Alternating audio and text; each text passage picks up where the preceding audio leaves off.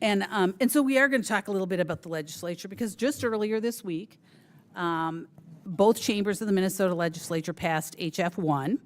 And you're probably familiar with it. I don't know if you've signed it yet or not, but it repeals Minnesota care eligibility for illegal immigrants, adults ages 18 and older.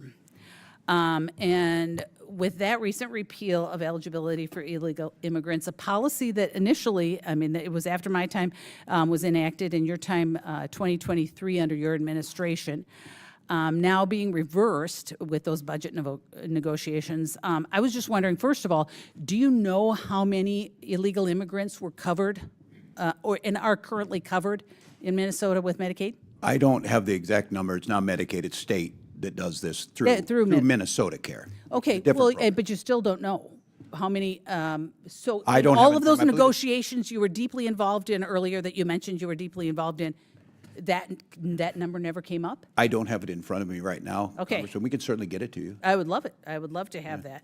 But do you support, I mean, I understand, did you support that provision that removing the illegal immigrants? I will sign it into law. No, did you support it during the negotiations? Do I support it? I'm going to sign the bill.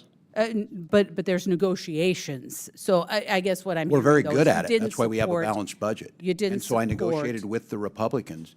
Do I think it makes sense? Look, you know, Congresswoman, that federal law requires us to provide health care to people when they show up in emergency rooms. That's why the hospitals have uncompensated care.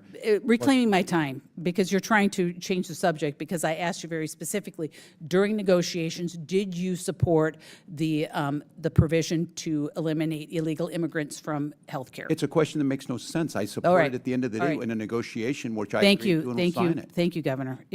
I mean, you were here in Congress. You understand what reclaiming your time means. Yeah, you understand that.